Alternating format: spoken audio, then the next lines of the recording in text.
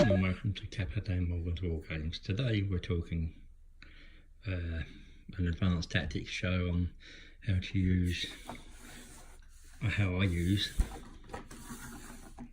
my Bash Brothers, the Demon Princes. So what I'm going to show you is I've got a little force set out there and ways that I use them. Generally, this one with an X has a dark matter crystal, so he'll be teleporting either you at angles or himself or even the other demon prince closer to the enemy, or going to a late game objective if it's still in the balance. The other one, which is they're called Cyril and Cecil, has the helm of third eye, so he's my CP. He very rarely gets forward, if at all, and again I use angles to screen and protect them. So this is how I would generally use them. We'll go through this. So we've moved up Magnus's sort of 8 inches or more away from them. They buff Magnus. Now he may, in this way, they buff one's buff Magnus, the other is either waiting to put wounds back on him if need be, or and give a reroll to something. So that's generally what's happening there. So after everything got gone on, let's say we use some models from this box because I haven't got many. Some old, not necessarily, these are just figurative speaking. These are real old models I've got. So say a deep striking unit, a deep striking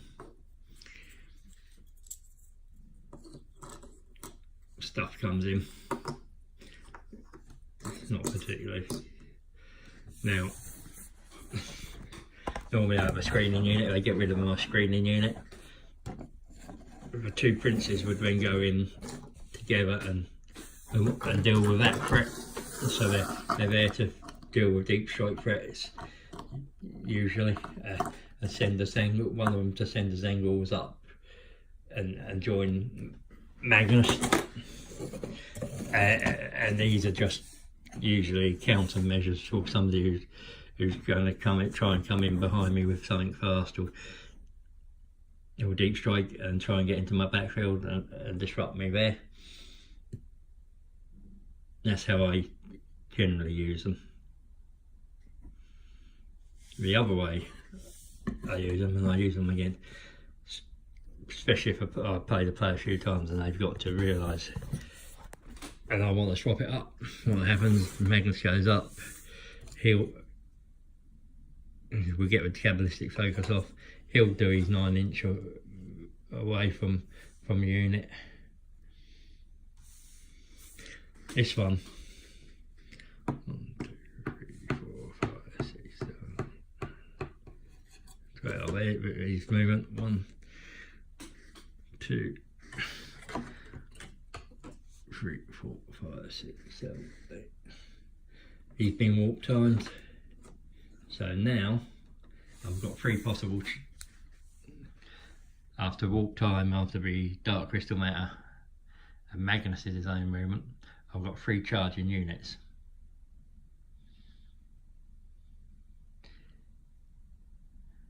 I'm going to get a reroll on this one, just in case I don't make it. So first one, he goes in, and makes that in spades, and he's going to tie both up. 2 units. Magnus is going in, he's got 8. He makes it in spades again, he's going to tie 2 units up. This one doesn't matter if he doesn't make it because he's Magnus has tied about 2 units up, but Got a 7. I'm going to re-roll the 3. Still got 7, so not quite enough this time, but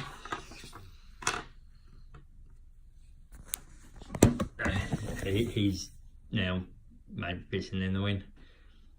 But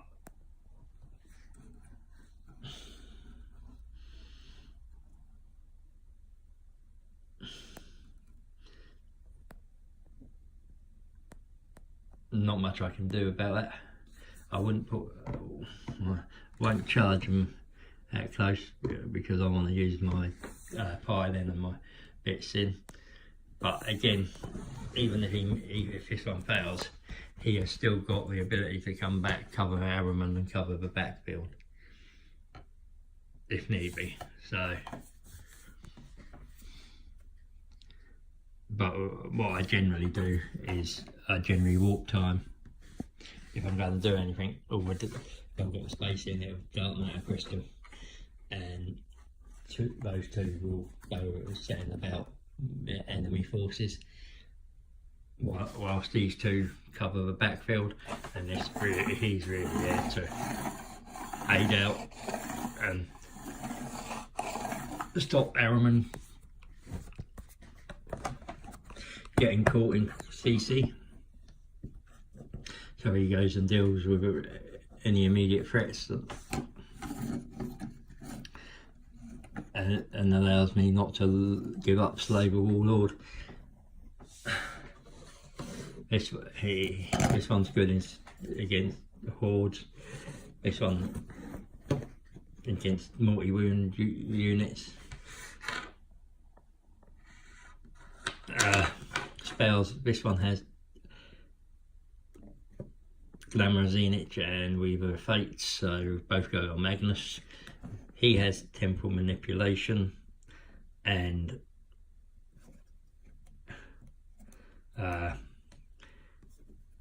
Gaze of Infinity, which is a reroll, and they both have Smite, so they can cast 2 powers, being Zenith, and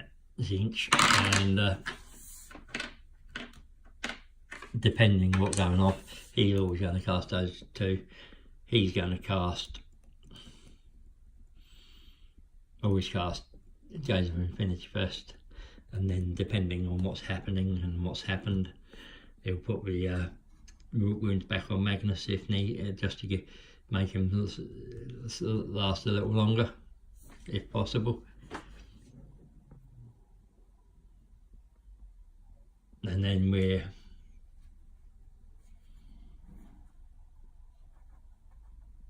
away. That's what my Bash brothers do. That's how I play them. As I said, either those 2 ways. I tend to leave them in the backfield to mop up things that are trying to outflank or deep strike in behind Magnus to cause me problems. They're sort of a counter measure. That's how I use them. It depends on how that first turn's gone and how well the psychic shooting phase is gone, and what I'm facing. If I think Magnus needs a help, I'll go up to Magnus. If I think Magnus can handle it, they stay back a bit. And as I said, countermeasure on Bash Brother, the odd striking force that comes in. Well, that's really it for them.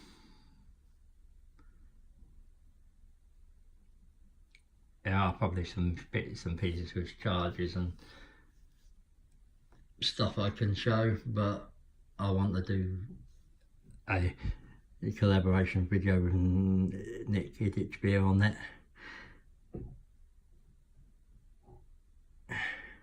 just to show a full range of different tactics around bits and pieces. I might show you some with the other tactical videos I do, on sangles and bits, but for the moment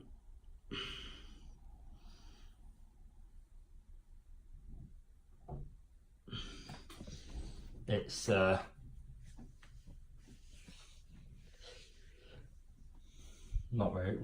really relevant with these two, because they, as I said, they're just general back here, and then they will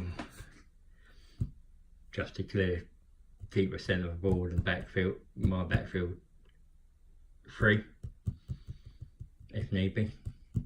Go and hide, go and grab a late game objective, keep the CPs rolling. That's a general use jobs. They do, as I said, they do help Magnus out occasionally, not very often. I leave the angles and my shooting units that shoot to really do that, but they can go and do some lifting if I require it. That's the end of the video. If you like, please hit the like button, the share and the subscribe. Comment down below, because I'd like to know how you use them, what you think of what I've just said. Any engagement I enjoy. I'll talk tactics and ideas with you all day long. Thank you for watching, and remember, everybody knows the dice are loaded. Goodbye.